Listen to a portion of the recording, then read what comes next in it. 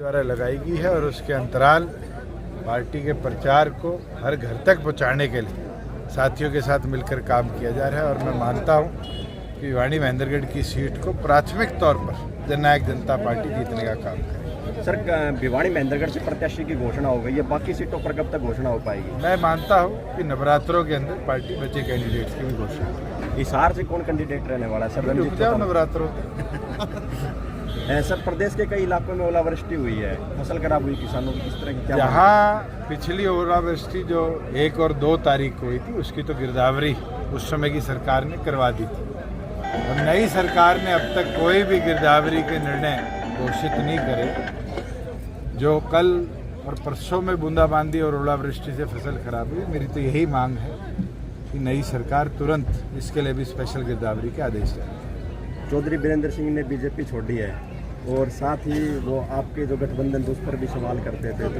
1 साल वीरेंद्र सिंह जी अपनी फ्रस्ट्रेशन दिखाते रहे, गठबंधन तोड़ो तोड़ो तोड़ो, और गठबंधन टूटने से पहले वो पार्टी छोड़ के भाग गए।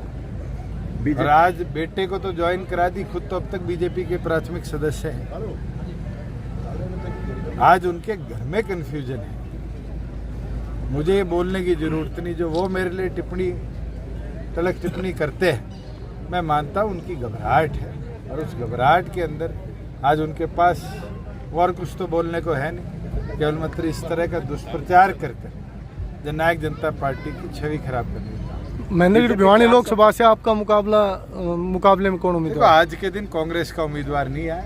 मैं मानता हूँ जब तक सारी पार्टियां उम्मीदवार नहीं घोषित करेगी, मुकाबला घोषित नहीं हो बीजेपी। मगर आज के दिन जो जोश और उत्साह आपने भी देखा गांव में, मेरा ये मानना है कि हम इस सीट को लाखों के अंतर से। बीजेपी 400 पार का नारा दे रही, बल्कि 10 में से जो 6 कैंडिडेट है कांग्रेस बैकग्राउंड से संबंध रखते। देखो, भारतीय जनता पार्टी के 400 पार नारे पर एक चीज ऐतिहासिक याद दिलाऊं कि स्वर्गीय इंदिरा गांधी जी कहा करती थी कि Indira is India, India is Indira. Congress का नाम लुप्त हो गया, आज के दिन बीजेपी का भी नाम लुप्त हो गया।